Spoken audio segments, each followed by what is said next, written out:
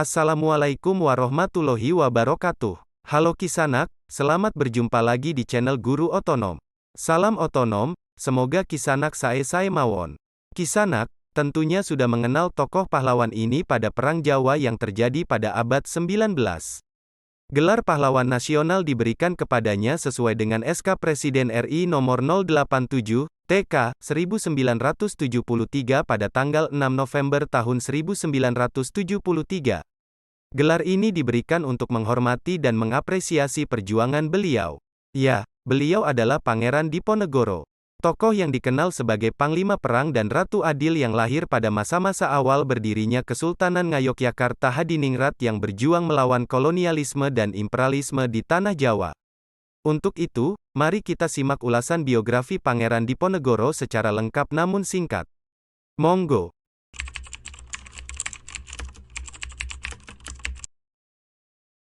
Kelahiran Pangeran Diponegoro. Menjelang fajar pada hari Jumat Wage, tanggal 11 November tahun 1785 Masehi atau bertepatan 8 Muharram 1200 Hijriyah di Yogyakarta, lahirlah seorang bayi dari Garwo Ampeyan, istri selir, bernama Raden Ayu Mangkorowati yang bersuami Gusti Raden Mas Surojo, yang di kemudian hari menjadi Sultan Hamengkubuwono III. Bayi itu bernama Bendoro Raden Mas Mustahar yang nantinya menjadi pahlawan Jawa. Ayahnya adalah putra sulung Sultan Hamengkubuwono II, sedangkan ibunya adalah keturunan Ki Ageng Prampelan, tokoh yang sezaman dengan Panembahan Senopati, Raja pertama Mataram. Masa kecil Pangeran Diponegoro. Sejak usia 7 tahun, Diponegoro ikut nenek buyutnya Ratu Ageng di Tegalrejo, kurang lebih 3 km ke sebelah barat Yogyakarta. Dalam autobiografinya, Diponegoro menggambarkan kisah ketika ibunya membawanya ke hadapan Sultan Hamengkubuwono I. Beliau mengatakan bahwa kelak Diponegoro akan mendatangkan kerusakan yang lebih hebat daripada saya selama Perang Giyanti. Berkat kata-kata dari Sultan Hamengkubuwono I, maka Diponegoro dididik dari usia 7 tahun oleh Ratu Ageng, istri Sultan Hamengkubuwono I. Di mana Ratu Ageng adalah seorang perempuan yang tangguh yang mempunyai pengalaman dalam mendampingi suaminya dalam pertempuran Perang Giyanti, bahkan pernah memimpin pasukan kecil perempuan, prajurit estri. Diponegoro mengatakan bahwa neneknya itu tegas dan disegani. Ketika saya masih kecil, beliau membuat saya takut ketika memberi perintah. Demikianlah Diponegoro, sejak kecil dididik oleh wanita pejuang yang berpengalaman, taat beragama, dan tangguh. Diponegoro dididik di tengah lingkungan yang agamis, jauh dari intrik kekuasaan keraton dan dekat dengan rakyat kecil. Itulah yang membuat Diponegoro menjalani hidup sewajarnya, akrab dengan petani, pedagang, santri, dan ulama tanpa merasa diri lebih tinggi sebagai ningrat.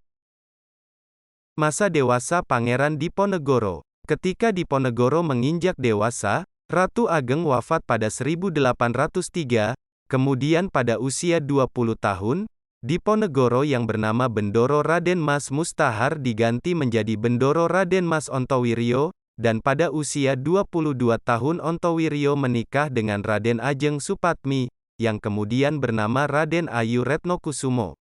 Seperti halnya para bangsawan keraton, Ontowiryo mendapat pendidikan keislaman bergaya pesantren dan pendidikan adat Jawa. Ontowiryo mendapat pendidikan Islam tentang akidah, tafsir Al-Quran, fikih, tasawuf, dan sejarah Nabi. Di antara kitab yang pernah beliau pelajari adalah kitab tafsir Takrib, Tuhfah, Serat Anbiya, Bustanus Salatin, Al-Lubab fil Fiqih Asy-Syafi'i, Fatah Al-Muluk, dan lain-lain. Sedangkan ilmu Jawa yang beliau pernah pelajari adalah Serat Rama, Arjuna Wijaya, dan lain-lain. Karena terdidik secara Islam, beliau pernah membangun masjid di Tegalrejo yang hampir selesai ketika Perang Jawa pecah dan melakukan lelana, yaitu melakukan perjalanan spiritual atau berkelana dari satu daerah ke daerah yang lain, terutama ke pesantren-pesantren.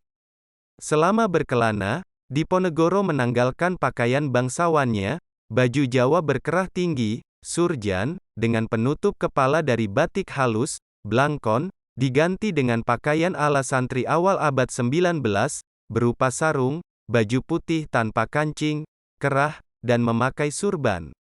Salah satu hikmahnya adalah agar tidak tampil mencolok di kalangan santri. Beliau juga memakai nama samaran, Abdurrahman. Saat ayahnya naik tahta menjadi Hamengkubuwono III pada 1812, Ontowiryo diberi gelar pangeran dengan nama Pangeran Diponegoro. Saat ayahnya menjadi sultan, Pangeran Diponegoro menolak keinginan sang ayah untuk menjadi raja nantinya. Ia sendiri beralasan bahwa posisi ibunya yang bukan sebagai istri permaisuri, membuat dirinya merasa tidak layak untuk menduduki jabatan tersebut. Inilah sikap kerendahan hati Diponegoro.